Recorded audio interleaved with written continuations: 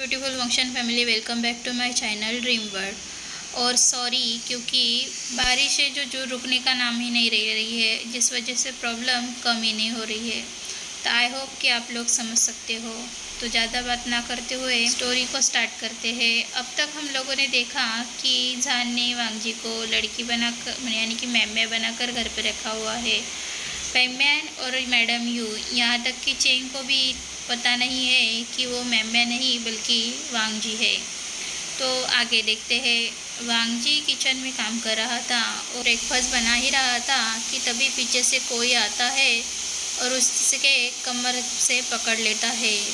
तभी वांगजी एकदम से डर जाता है और जल्दी से उछल पड़ता है, जिस वजह से उसे की उंगली पर थोड़ा सा कट लग जाता है। तभी जल्दी से पीछे वाला इंसान उसके आगे आकर उसकी उंगली अपने मुंह में डाल लेता है। वांगजी बस सामने वाले इंसान को देख ही रहा था कि वो क्या कर रहा था। तभी सामने वाला इंसान उसकी उंगली को सब करने लगता है, जिस वजह से वांगजी की चिक्स पूरी तरीके से रेड हो जाते हैं। सामने वाला इंसान और कोई नहीं बल्कि जान था। जान बस ऐसा प्रिटेंड कर रहा था कि वो लवी डबी कपल है, लेकिन वांगजी को देखकर जान का दिल बैठ जाता है। उसे ऐसा लग रहा था कि मानो उसे वांगजी को डरा दिया। तभी वांगजी कहता है, तुम पागल हो, तुम इस तरह की हरकतें क्यों कर रहे हो। तभी जान कहता है, ओहो, मुझे तो बस तुम्हें एक्ट करना था, लेकिन मुझे क्या पता था कि तुम इतना डर जाओगे एक लड़की की जैसे। तभी वांगजी गुस्से से कहता है, मैं लड़की नहीं हूँ, लड़का हो, और ये मत भूलो, नहीं तो। वो अपने सब्जी कटने वाले नाइफ को जान को दिखाने लगता है। जान पीछे हटता, ओ मेरी बेबी मुझसे डरा रही है माँ। तभी वांगजी जल्दी से अपना नाइफ नीचे रख देता है और कहता है, और उसके मुंह पर हाथ रखता है। तभी मैडम यू अंदर आती है और अपना सिर ऊपर उठाकर देखने वाली थी कि तभी फेमैन उसके पीछे से आकर उन्हें बुलाकर वहाँ से ले जाते हैं। दोनों को समझ में नहीं आ रहा था, दोनों को ऐसा लगा कि कुछ गड़बड़ है। तभी वो लोग बाहर आते हैं तो देखते हैं सिचन वहाँ पर खड़ा था। सिचन तो वांगजी को देखकर हैरान था, लेकिन अपने अंदर ही अंदर मुस्कुरा रहा था कि वांगजी को भी ऐसे झुकाने वाला कोई मिला है। तभी वांगजी कहता है, ब्रदर आप यहाँ पर क्यों है। अपनी प्यारी सी आवाज़ के साथ वांगजी कहने लगता है। तभी सिचन कहता है, मैम ज़रा 2 मिनट मेरे पास आना, मुझे तुमसे कुछ कहना है। जी जल्दी से सिचन के पास चले जाते हैं। सिचन, क्या हुआ, आप यहाँ सुबह सुबह क्यों हो। तो सिचन कहते हैं, मैंने मैम का हर तरफ ढूंढा, लेकिन वो कहीं पर भी नहीं है। पता नहीं उसे ज़मीन खा गई या आसमान निकल गया, लेकिन वो कहीं पर नहीं है। मानो वो कहीं एग्जिट ही ना हो। उसे ढूंढना हमारे बस की बात नहीं रही। हम उसे बिल्कुल भी ट्रेस नहीं कर पा रहे हैं कि आखिर वो कहाँ पर है। तभी जान उनके पास आते हुए कहता है, क्या हुआ। तभी सिचन उन्हें बताते हैं कि हम हमारी बहन को ढूंढ नहीं पा रहे हैं। वांगजी को देखते हुए सिचन कहते हैं, वांगजी तभी जान को देखकर कहता है, क्या तुम हमारी मदद कर सकते हो। जान कहता है, हाँ, मैंने इसमें पहले ही आदमियों को बताया है, लेकिन अभी तक उनको कोई भी सुराग नहीं मिला। तभी सिचन वांगजी को देखते हुए कहते हैं, क्या तुम्हें कोई ऐसी बात पता है जिसके बारे में हम नहीं जानते। जान और सिचन दोनों वांगजी को देख रहे थे। तभी वांगजी उन्हें सर खुजाते हुए कहता है, वो मैम मुझसे कहा था कि वो शादी नहीं करना चाहती और मैंने ये सब किया। सिचन कहते, हाँ, तुमने ये मुझे पहले ही बताया। आगे, लेकिन उसने कहा था कि वो किससे प्यार करती है, और साथ में उसने मुझसे प्रॉमिस भी लिया था कि मैं आपको किसी को भी ये ना बताऊँ कि वो किससे प्यार करती है। सिचन कहते हैं, वांगजी, अगर हाँ तुम्हें कुछ और पता है तो बोलो, उसकी जान अगर खतरे में हुई तो सिचन की बातों को सुनते हुए वांग जी कहता है, गर्ल लेकिन उसने मुझसे प्रॉमिस लिया था कि वो खुद अब सब लोगों को बताएंगी। झान कहता है, अगर वो ना मिली तो तुम क्या करोगे? तभी वांग जी झान की बातों को सुनते हुए कहता है, वो वेन परिवार के लड़की वेन किंग के साथ प्यार में है और मुझे ऐसा लगता है कि शायद वेन किंग ने उसका किडनैप किया हो। झान कहता है, व्हाट? तुम क्या बात कर रहे हो? झान को देखते हुए वांग कहता है, हाँ मैं सच कह रहा हूँ। यही बात थी जिस वजह से उसने शादी करने से इनकार किया था, लेकिन वो भागना नहीं चाहती थी। उसने मुझे कहा था कि कोई सॉल्यूशन निकाले। और दूसरी ओर हमें दिखाया जाता है एक कमरे में एक लड़की को पूरी तरीके से बंधा हुआ था। वो पूरी तरीके से मैसी हो चुकी थी, उसकी कपड़े पूरे तरीके से गंदे हो चुके थे।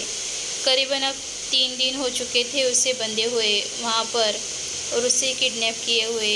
बस 2 वक्त का खाना और उसे कुछ काम हो तभी उसे छोड़ा जाता था। उसे बांध कर रखा हुआ था। उसकी ये बुरी कंडीशन हो चुकी थी। जो वहाँ पर बंधी हुई थी उसकी डर के मारे हालत दिन ब दिन खराब होती जा रही थी। उसे लगा था कि शायद उसके प्यार ने उसका किडनैप किया है, लेकिन वैसा नहीं था। उसे एक बहुत ही डरावनी आवाज़ें सुनाई देती थी। वहाँ के लोग बहुत ही बदसूरत थे। उन्हें देखकर मैम्या का दिल बैठा जा रहा था। उसे अब डर लगने लगा था कि आखिर वो उसे किसने किडनैप किया है। तभी बाहर से एक बहुत ही डरावनी इंसान की आवाज़ सुनाई देती है। ये कैसे हो सकता है? हम लोगों ने इतना सब प्लान किया था, आखिर ये हमारा प्लान सक्सेस क्यों नहीं हुआ? बाहर के इंसानों की आवाज़ सुनते हुए मैम दिल में बहुत डर रही थी। तभी डोर ओपन होता है और वो इंसान अंदर आता है। ये और कोई नहीं वेन चाओ था, वेन परिवार का बेटा, जो बहुत ही खतरनाक था। उसे देखकर मैम्मे के पसीने छूट गए, मानो खून काटे तो खून नहीं, ऐसी उसकी कंडीशन हो चुकी थी। अब क्या करे और क्या नहीं उसे समझ में नहीं आ रहा था। तभी एक बहुत ज़ोर से आवाज़ के साथ बाहर फायरिंग की आवाज़ आ रही थी। तभी वो देखती है कि कोई एक लड़की उसके पीछे से आ रही थी और कहती है, तुम्हारी हिम्मत कैसे हुई उसके साथ ऐसी हालत करने की? आखिर तुमने अपने आप को समझते क्या हो वेन चाओ? तुमने मेरे प्यार के साथ ऐसा क्यों किया? तब वेन चाओ ज़ोर ज़ोर से हंसने लगता है और कहता है, वेन किंग तुम यहाँ कैसे, और तुम्हें पता कैसे चला कि मैंने इस खूबसूरत लड़की को यहाँ पर रखा है? मैं उसके साथ कुछ दिनों के लिए मज़े करने वाला था, फिर उसे मैं सड़क पर फेंक देता, तब ले लेता अपने प्यार को। वेन किंग को देखकर वेन चाओ कहता है। वेन चाओ की बातों को सुनते हुए वेन किंग को बहुत गुस्सा आ रहा था। वो जल्दी से आकर उसके चेहरे पर एक ज़ोरदार मुक्का मारती है और कहती है, भूल कर भी ऐसी हिम्मत मत करना। तभी वेन चाओ कहता है, गार्ड वक़्त कहाँ मर गए सबके सब, अभी के अभी यहाँ पर आओ। तभी पहलवान गोरिल्ला शक्ल वाले और हाथी जैसी ताकत रखने वाले वो चारों पहलवान वहाँ पर आकर खड़े हो जाते हैं। उन्हें देखकर तो मैम्मे कुछ सेकंड में ही बेहोश हो जाती है। अब वहाँ पर खड़े वो लोग मैम्मे के साथ वहाँ पर उठाकर लेने ही वाले थे कि वेन की उनके सिर पर वेन चाओ के सिर पर गन रख देती है और कहती है, उसे नीचे रखो और मेरे साथ मेरे कार के पास तक चलो, उसे अभी के अभी मेरे साथ जाना है। वेन चाओ कहता है, वेन चिंग तुम भूल चुकी हो कि तुम भी वेन परिवार का हिस्सा हो। तुमने ये हरकत की तो मैं पापा को सब बता दूंगा और तुम्हें मार डालेंगे। वेन चाओ को देखकर वेन किंग कहती है, मुझे परवाह नहीं है, मैं बस अपने प्यार को बचाना चाहती हूँ। मैं मर भी जाऊँ तब भी मैं मैम्मे को हालत में मैं मैम्मे को बचा के ही रहूँगी। वेन चाओ गुस्से से तमतमा रहा था, लेकिन वो कुछ नहीं कर सकता था क्योंकि फ़िलहाल के लिए उसके सर पर बंदूक तान कर रखी थी। तभी वो लोग उस गाड़ी के पास आते हैं और मैम्मे को नीचे रख देते हैं। तभी मैम्या को वेन चिंग आवाज़ दे रही थी। तभी ये उसका ध्यान टूट जाता है और वेंचाओ उसका फ़ायदा उठाकर उसकी गन छीनने की कोशिश करता है। लेकिन दोनों के बीच में अब फाइटिंग स्टार्ट हो चुकी थी, जिस वजह से वेंचिंग और वेंचाओ दोनों फाइटिंग कर रहे थे। दोनों की फाइटिंग के बीच में मैम्या उठती है और देखने लगती है। तभी उसका ध्यान वेंकिंग की ओर जाता है। तभी वेंचाओ जल्दी से आकर उसे शूट कर देता है।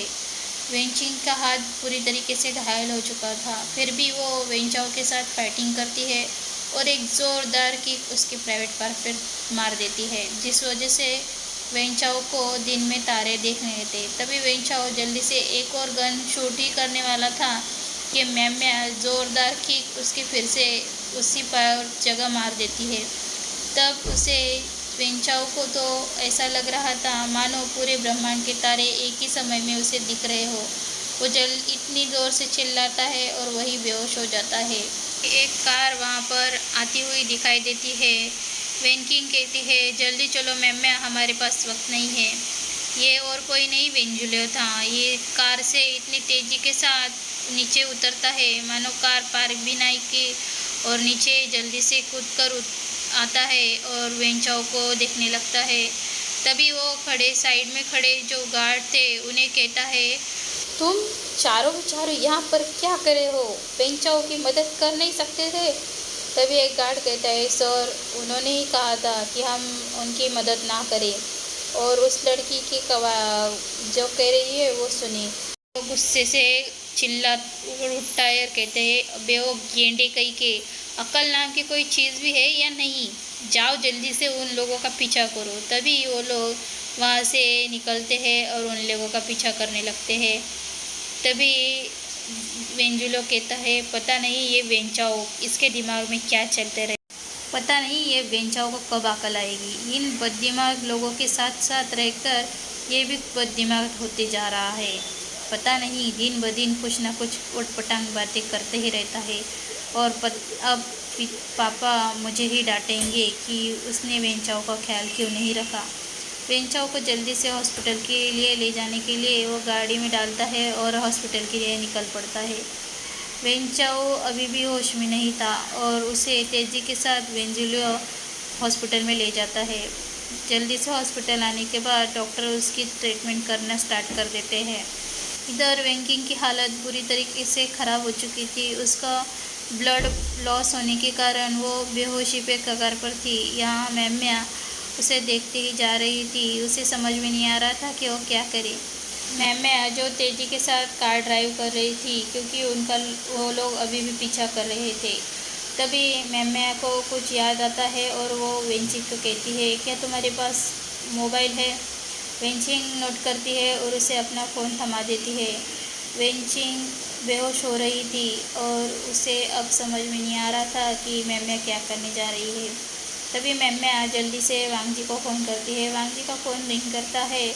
वांगजी अपने फ़ोन को ही देखे जा रहा था। सिचैन और झान दोनों की नज़र उस पर थी। तभी वांगजी उन्हें बताता है कि कोई उसे कॉल कर रहा है और अननोन पर्सन है।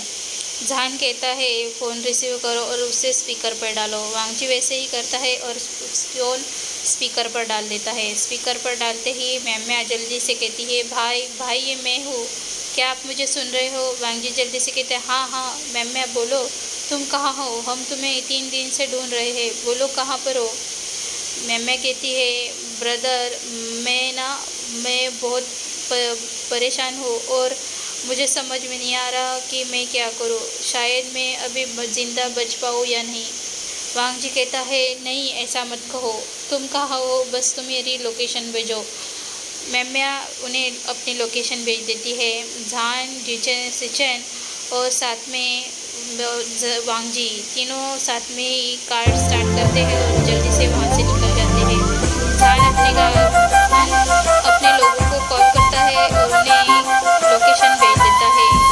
उन लोगों को भी समझ में आता है और वो उस दिशा की ओर निकल पड़ते हैं। अपनी गाड़ी का एक बटन प्रेस करता है।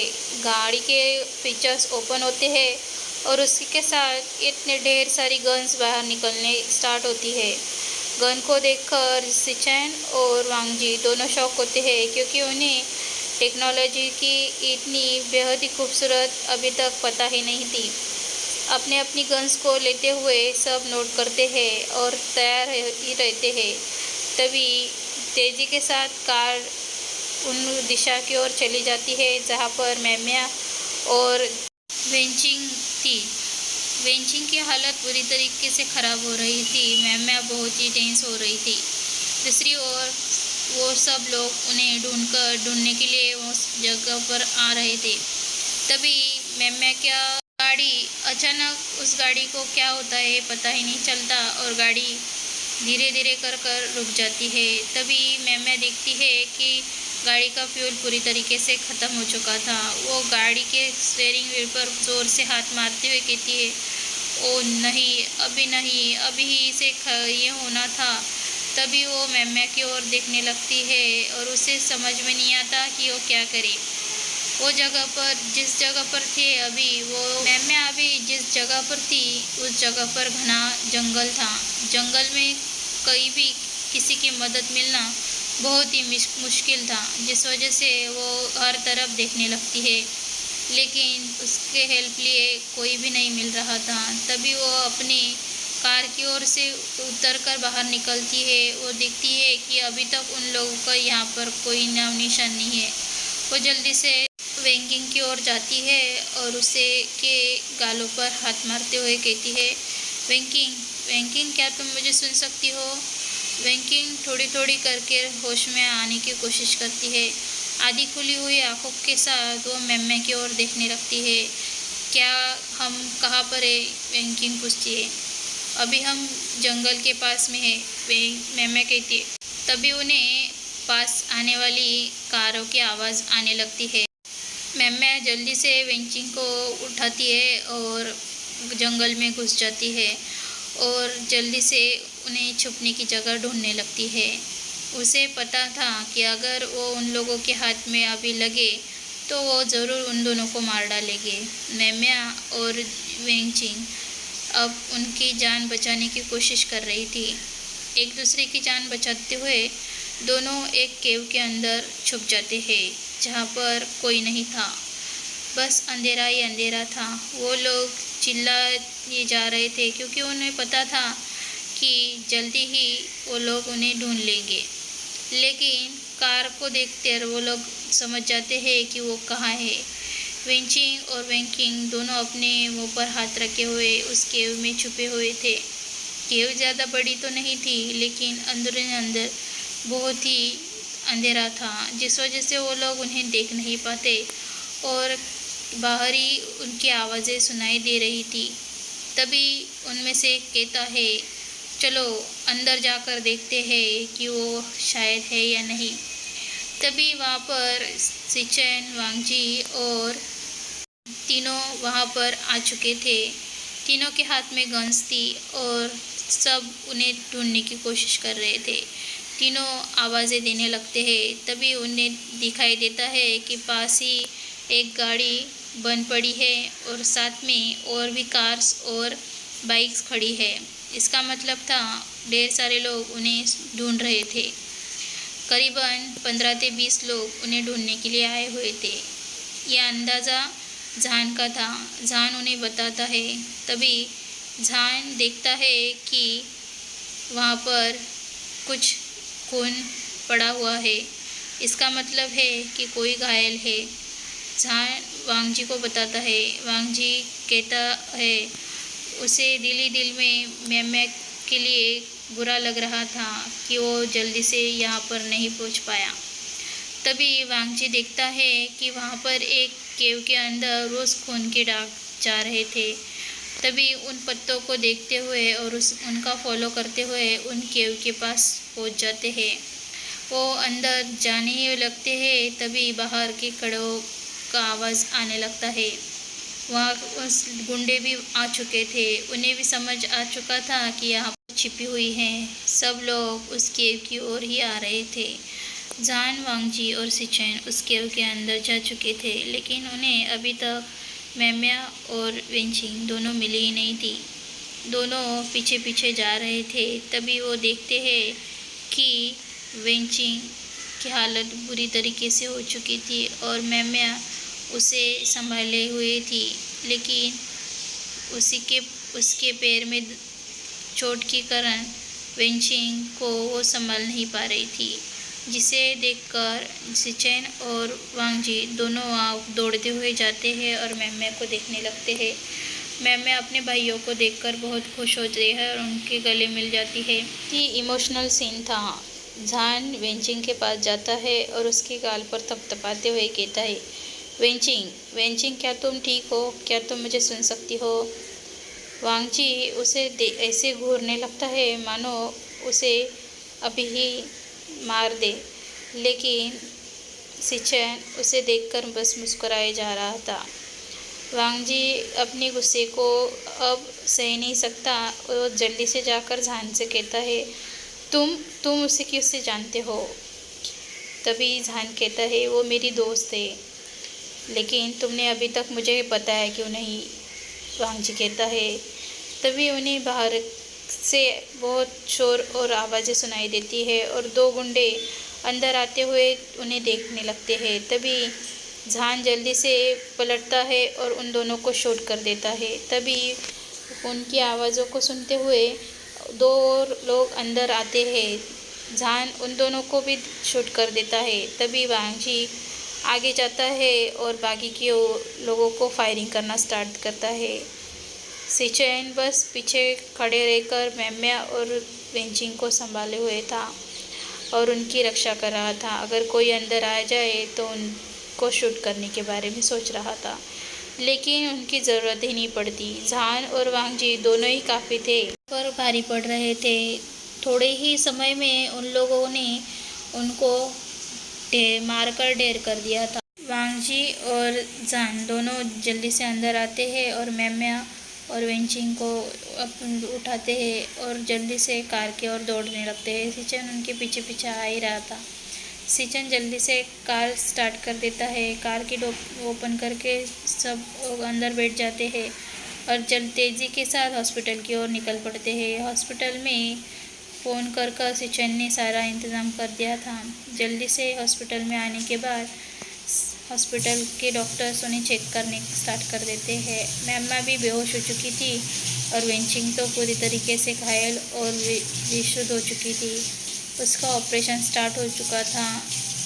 बाहर खड़े तीनों भी इंसान बहुत ही टेंस दिख रहे थे। उन्हें समझ में नहीं आ रहा था कि इतने वक्त से वो समझ रहे थे कि वेनकिंग ने उसका किडनैप किया होगा, लेकिन वो तो उल्टा ही हुआ। उसका आखिर किडनैप किसने किया था, ये सोच वांगजी का सर फटा जा रहा था। उसे समझ में नहीं आ रहा था कि ये क्या हो रहा है। तभी डॉक्टर्स बाहर आते हैं और जल्दी से झान उनके पास जाकर वेनचिंग की हालत के बारे में वो पूछता है।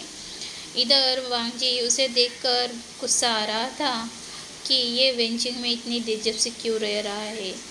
झान उन्हें पूछे जा रहा था कि उसे होश कब आएगा, उसकी हालत कैसी है, क्या उसे कोई प्रॉब्लम होगा। ऐसा इतने सारे क्वेश्चन को सुनते हुए वांगजी बस झान को घूरे जा रहा था कि मानो उसे अभी के अभी आंखों से ही खा जाएगा। लेकिन तभी झान उन वांगजी को नोटिस करता है और उसकी ओर देखने लगता है, तो वांगजी दूसरी ओर देखने लगता है। सिचेन बस उन दोनों को देखकर छोटी सी स्माइल उसके चेहरे पर अपने आप ही आ जाती है। तभी वो भी डॉक्टर के पास आकर मैम्या की हालत के बारे में पूछता है। मैम्या की हालत में सुधार था और थोड़े ही समय में उसे होश आने वाला था। उसे बस कुछ खरोचे और बस उसका पाँव में मोच आने के कारण और 3 दिनों से लगातार स्ट्रेस के कारण वो बेहोश हो चुकी थी। अब वांगजी डॉक्टर के पास जाता है और कहता है, क्या हम लोग मैम्या से मिल सकते हैं? डॉक्टर नोट करते हैं और वांगजी अंदर चला जाता है। वो झान को ऐसे धक्का देकर मानो रास्ते में ना होते हुए भी झान को तिरछा धक्का देकर वहाँ से चला जाता है। झान भी सोचने लगता है कि आखिर मैं इतना रास्ता रोक के खड़ा था कि मुझे धक्का देने की ज़रूरत थी।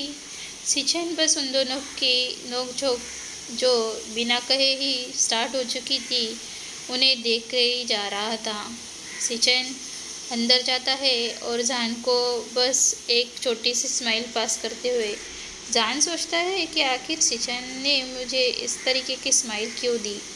तभी जान भी उनके पीछे पीछे अंदर चला जाता है। वांग जी बिना कुछ कहे बस जान को घूरे जा रहा था। जान भी उन्हें नोटिस तो कर रहा था, लेकिन उसे समझ में नहीं आ रहा था कि उसने क्या किया। तभी मैम्या उठती है और उन तीनों को देखकर सब याद आता है तो इधर उधर देखने लगती है, लेकिन उन्हें वेंचिंग नहीं दिखती। तो वो जल्दी घबराते हुए बेड से उठने लगती है। तभी वांग जी उसे पकड़ लेता है और कहता है, ये लो मत, नहीं तो तुम्हें तकलीफ होगी। मैम्या कहती, ब्रदर वेंचिंग ठीक तो है ना, उससे चोट लगी थी उसने वे। तभी सिचन आगे आते और कहते हैं, मैम्या क्या तुम मुझे बताओगी ये सब क्या हो रहा है, और तुम्हारा किडनैप वेंचिंग ने किया था ना। तभी मैम्या कहती है, नहीं ब्रदर, मुझे ऐसे तो लगा था, लेकिन वो वेंचाओ था जिसने मुझे किडनैप किया था। वेंचाओ का नाम आते आते ही जान कहता है, क्या मतलब है तुम्हारा वेंचाओ था।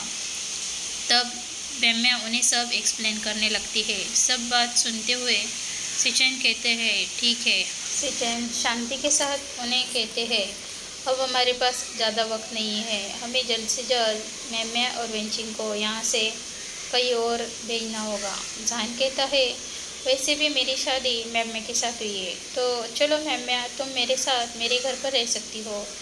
वांग जी और सिचन दोनों जान की ओर देखने लगते हैं। सिचन कहता है, क्या मतलब है मिस्टर जान, आप हम मैम्या को कैसे साथ ले जा सकते हैं।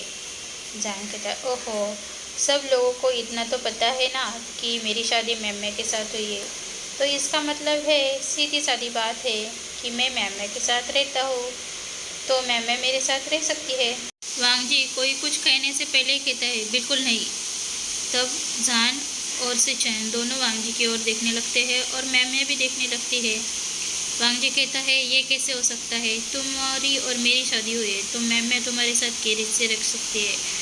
जान कहता है, जेलस वाइफी की तरह बर्ताव करना छोड़ दो वांग जी, वैसे भी पूरी दुनिया को पता है कि मेरी शादी मैम्या के साथ हुई है।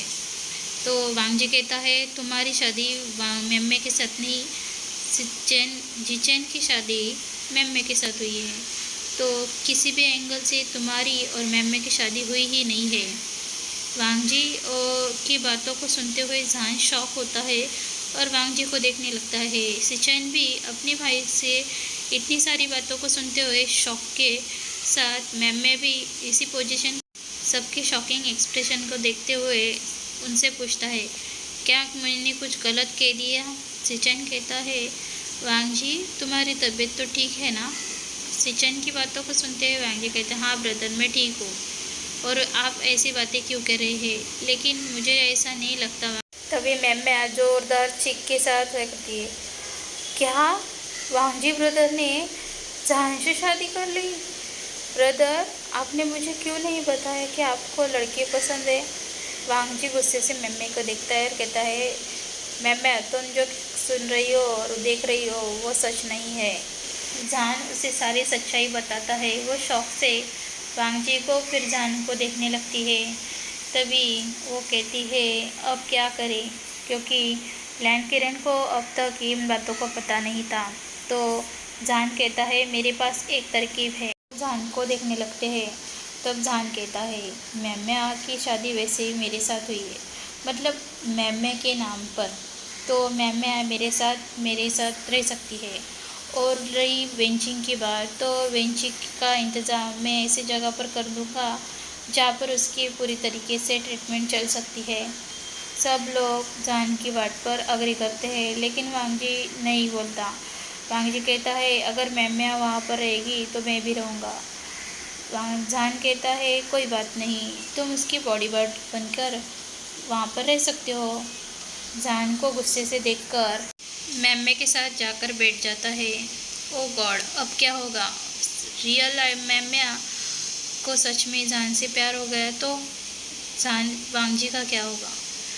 तो ये जानने के लिए मिलते हैं नेक्स्ट पार्ट में। Thank you, bye bye.